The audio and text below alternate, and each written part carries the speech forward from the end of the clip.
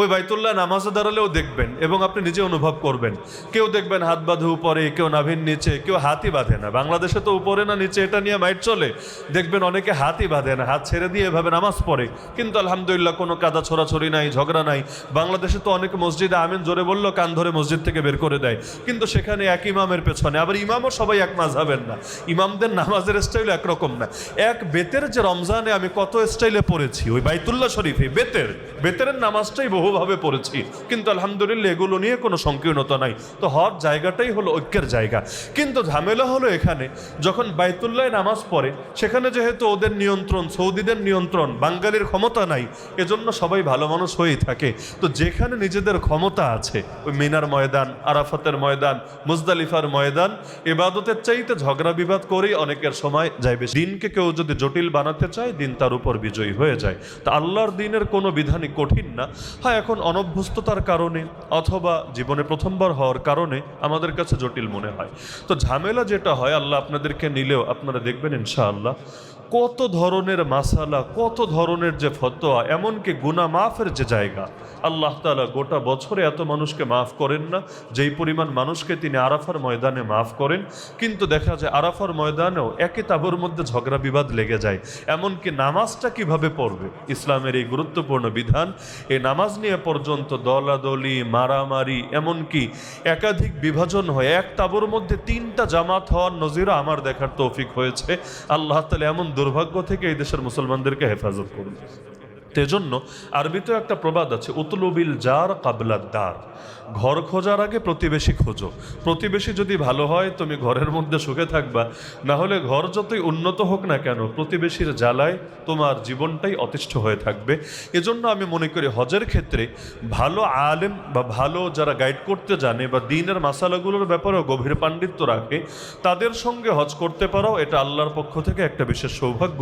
যদিও চাইলেও সকলে এটা পারবে না, কারণ 1 লাখ মানুষ যদি হজে যায়, এত পরিমাণ যোগ্য বিজ্ঞ প্রাজ্ঞ আলেমকে পাওয়া এটা আসলে মুশকিল ব্যাপার। আর তার মধ্যে হজের লাইনেও সবাই আসে সাহস করে না, কারণ যেই হারে পাবলিক ভুল বোঝে বা বিভিন্ন সময় অনেক ক্ষেত্রে কমিটমেন্টও ঠিক রাখা যায় না বিভিন্ন প্রশাসনিক জটিলতার কারণে, সব মিলিয়ে যেই হারে গালিও খাওয়া লাগে, তো সকলে সাহস করে না। তো যারা আসে তাদেরকে আমি দুঃসাহসেই বলি, আল্লাহ তাআলা তাদেরকেও তাদের দায়িত্ব যথাযথভাবে পালন করার তৌফিক দান করুন। এবার আসি মূল আলোচনা। হজের ক্ষেত্রে আমাদের 2টা বিষয় মাথায় রাখতে হবে, এক হলো মাসআলার দিক আর আরেকটা হলো ফজিলতের দিক। আমাদের ক্ষেত্রে 2 ধরনের সমস্যাই হয়। 1 নম্বরে কেউ মাসালা মাসাইলগুলো খুব ভালো শেখে, কিন্তু হজের ফজিলতের ব্যাপারে এবং মর্যাদার ব্যাপারে অসচেতন থাকে। এজন্য দেখা যায় এমন অনেক কাজও তার দ্বারা হয়ে যায় যেটার কারণে মাসালাগতভাবে বলা যাবে না হজ হয় নাই, হজ হয়েছে, কিন্তু এর দ্বারা তার যে মর্যাদা পাওয়া দরকার ছিল সেটাও সে লাভ করতে পারে নাই, বরং বঞ্চিত হয়েছে।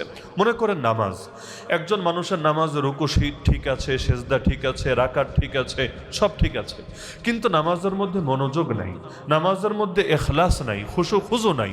তাহলে সে নামাজ শেষে আমাকে যদি জিজ্ঞেস করে নামাজ হয়েছে কিনা, অ্যাজ আ মুফতি আমি বলতে বাধ্য, হ্যাঁ নামাজ হয়েছে, এই নামাজকে পুনরায় কাজা করার কোনো দরকার নেই, তোমার নামাজ হয়েছে। কিন্তু আপনি চিন্তা করেন এই নামাজ দ্বারা আল্লাহর যেই পরিমাণ সন্তুষ্টি সে পাওয়া দরকার ছিল, আসলে সেই পরিমাণ সন্তুষ্টিকে পাওয়ার আদৌ সুযোগ আছে? এজন্যই কোরআন বলছে ফাওয়াইলুল লিল মুসাল্লিন, ধ্বংস হোক নামাজিরা, নামাজিরা ধ্বংস হয়ে যাক। কোন নামাজি? আল্লাযীনা হুম আন সালাতিহিম সাহুন আল্লাযীনা হুম ইউরাউন, যেই নামাজিরা নিজেদের নামাজ থেকে সম্পূর্ণ উদাসীন এবং যারা জাস্ট শো অফ করার জন্য, মানুষকে দেখানোর জন্য নামাজ আদায় করে, আল্লাহ নিজে বলছেন ধ্বংস হোক তারা, বদদুয়া দিচ্ছেন তাদেরকে। এজন্য আমাদের হজ যাতে এমন না হয় যে হজের মধ্যে শুধু ফরজ আর ওয়াজিবই ঠিক থাকলো, বাহ্যিক স্ট্রাকচারই ঠিক থাকলো, কিন্তু ভেতরে প্রাণটা মরে গেল, নিষ্প্রাণ এক হজ আমরা পালন করলাম, এমন হজ যাতে আমাদের না হয়।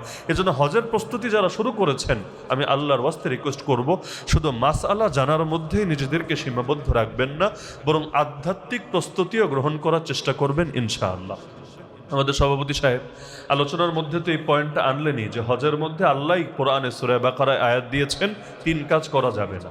এর মধ্যে এই যে ঝগড়া আর বিবাদের পয়েন্টটাও যদি বলি, আমার আল্লাহ তাআলা সিস্টেমই বানিয়েছেন এরকম যে হজের জন্য মানুষ যখন যায় তাকে প্রচুর পরিমাণ কষ্ট করতে হয়, এটাই স্বাভাবিক। দুনিয়া যত উন্নত হোক, যত আপনি বিজনেস ক্লাসের টিকিট কাটেন আর সেখানে গিয়ে ভিআইপি তাবু নেন, কিন্তু হজ মানেই কষ্ট, কষ্ট আপনার হবেই। তো অধিকাংশ সময় দেখা যায় যেই মাত্র গায়ে এহরামের কাপড়টা পরেছে, হাজিদের মেজাজ মাশাআল্লাহ, বিশেষ করে কিসের মুরব্বী আর কিসের যুবক, মেজাজ এমন গরম হয়ে থাকে যেখানে আল্লাহ না করলেন যে পুরো হজের মধ্যেই ঝগড়া নাই, সেখানে বিমানে ওঠার আগে এয়ারপোর্ট থেকেই সেই যে ঝগড়া শুরু হয় একেবারে দেশে ফেরা পর্যন্ত, প্রতিটা পদে পদে, হোটেলের রুমে বলেন, মসজিদে বলেন, আরাফায় বলেন, মিনায় বলেন, বাসে বলেন, ঝগড়া আর ঝগড়া চলতেই থাকে। তাহলে আল্লাহর বান্দা মাসালাগত প্রস্তুতি নিয়েছে কিন্তু সবরের প্রস্তুতি নেয় নাই। যদি সবরের প্রস্তুতি নিত, নবীজি বলেন আসল বীর সে না যে কুস্তিতে অন্যকে হারাতে পারে, আসল বীর তো সে যে রাগের সময় নিজেকে নিয়ন্ত্রণ করতে পারে। তাহলে আপনি হজের জন্য অনেক প্রস্তুতি নিলেন, গাট্টি বস্তা গোছালেন, তো সবরের প্রশিক্ষণে ঘাটতি রয়ে গেল। আপনি চিন্তা করেন এই হজের কতটুকু ফলাফল আপনি বাসায় নিয়ে ফিরতে পারবেন। একইভাবে হজ যেহেতু কষ্টের সফর, আর আমাদের দেশে একটা দুঃখজনক বাস্তবতা হলো এখন কিছুটা কমেছে। আগে তো মুরব্বী ছাড়া হাজি খুঁজে পাওয়া যেত না, মানে কেমন যেন হজটা হলো মুরব্বীদের কাজ, সারা জীবন যা গুনাহ করার করবে, লাইফটাকে এনজয় করবে, শেষ বয়সে গিয়ে একেবারে হজ করে জামানার হাসান বসরিতে পরিণত হবে, এরকম একটা চিন্তা ভাবনা অনেকের ছিল। আলহামদুলিল্লাহ এখন অনেক যুবকরাও হজে যাওয়া শুরু করেছে, এটা অনেক ভালো নিদর্শন। নাহলে পৃথিবীর অন্যান্য রাষ্ট্রে এমন দেখা যায় না, সেখানে প্রচুর যুবক। আর বাংলাদেশে আপনারাও যখন যাবেন দেখবেন যে যেই পরিমাণ যুবক দেখা যায় সংখ্যাটা এখনো কম। অনেক মুরব্বী যারা আসলে ঠিকভাবে চলতে পারে না, এমনকি মাঝে মাঝে চোখে পানি চলে আসে। এই যে মিনা, আরাফা, মুজদালিফ, এগুলোতে ভাই আমার মতো যুবকদেরও চলা কঠিন। আর সেখানে আমাদের দ্বিগুণ তিনগুণ বয়সী মানুষগুলোকে যখন নিয়ে আরেকজন বহন করে, যে বহন করে তারও জীবনের 12টা বাজে, আর যাকে নেয় তারও অনেক কষ্ট হয়ে থাকে। তাহলে এইরকম শেষ বয়স পর্যন্ত এটাকে বিলম্বিত করা কি দরকার ছিল? কতই না ভালো হতো যদি যখন শরীরে শক্তি থাকতো, সামর্থ্য থাকতো, ওই সময় সম্পন্ন করতো। এখানে আপনারা যারা আছেন, বিভিন্ন বয়সী মানুষই আছেন, আমি রিকোয়েস্ট করব হজের নিয়ত যেহেতু করেছেন, এখন থেকে একটু হাঁটাহাঁটির অভ্যাস, কষ্ট করার অভ্যাস, বোঝা বহন করার অভ্যাস, পরিশ্রম করার অভ্যাস এখন থেকেই গড়ে তোলেন। আর যদি এমন হয় যে না এখন 10 কদমও হাঁটতে পারেন না, এখান থেকে ওখানে যেতেও রিক্সা লাগে, এখান থেকে ওখানে যেতেও প্রাইভেট কারে চড়া লাগে, তাহলে আপনার জন্য হজের মাসালা যতই আপনি শেখেন, আপনাকে বিশাল পরিমাণ কষ্টে সেখানে পড়ে যেতে হবে। এজন্য যত ভালো হোটেলেই থাকেন দেখবেন এক ওয়াক্ত নামাজের সময়, নামাজের আগ পর মিলিয়ে প্রায় 1 কিলো হাঁটা হয়ে যায়। তো 5 ওয়াক্ত নামাজও যদি চান যে আপনি আল্লাহর ঘরে গিয়ে, আর এটা কেমন কথা যে আপনি যাবেন মক্কা শরীফে কিন্তু নামাজ পড়বেন হোটেলে রুমে একা একা। বহুত লোক এমন আছে জুমার নামাজও পাবলিক ঠিকভাবে পড়ে নয়, হোটেলের সামনে কোনো রকম বিছিয়ে দাঁড়িয়ে যায়। এমনকি মাসালাগত বিতর্ক দেখা যায় যে এত গ্যাপ, কই মসজিদ আর কই তার হোটেলের রুম, এখানে আদৌ নামাজ হবে কিনা। তাহলে এত কষ্ট করে এখান থেকে ওখানে গেল, অথচ যেই মসজিদে 1 ওয়াক্ত নামাজ পড়লো 1 লক্ষ ওক্তের সওয়াব আল্লাহ দিয়ে দিবেন, সেখানে ইবাদত করা থেকে বঞ্চিত হলো।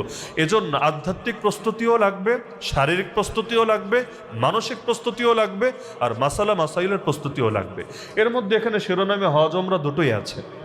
আর বাংলাদেশ থেকে বা বহির্বিশ্ব থেকেও যারা হজে যায়, অধিকাংশ হজের 3টা প্রকার আছে।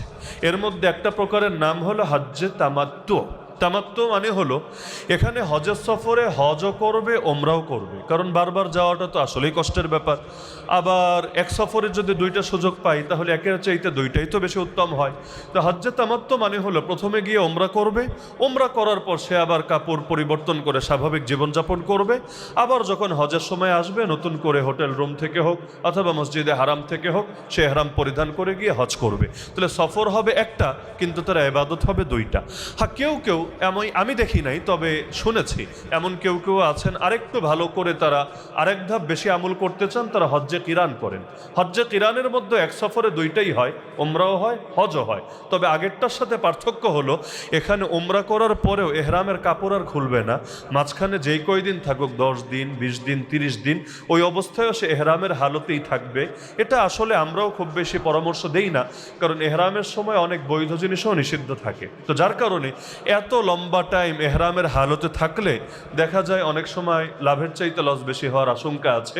নিজের অজান্তেই বারবার বারবার বারবার নিষিদ্ধ জিনিস আক্রান্ত হবে, অযথা হজের 12টা বাজাবে। তাহলে যেহেতু এক সফরে দুইটাই অধিকাংশ মানুষ করে, তাহলে আমাদের ওমরার মাসালাগুলো ক্লিয়ার থাকা দরকার, হজের মাসালাগুলো ক্লিয়ার থাকা দরকার।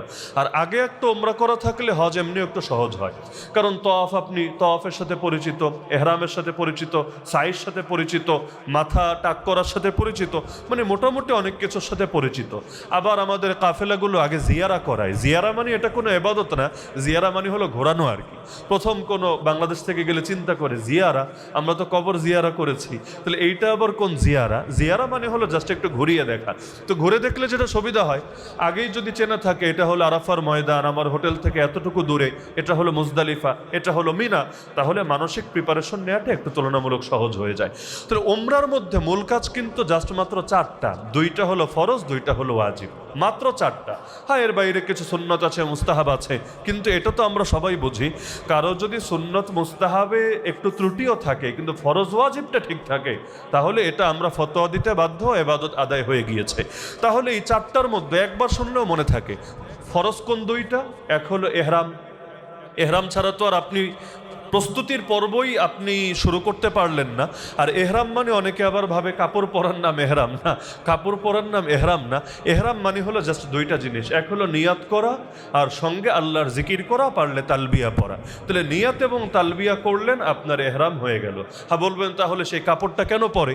কারণ এহরাম আপনি যখন করলেন, এহরাম মানে অনেক কিছুকে নিজের উপর নিষিদ্ধ করে নেওয়া।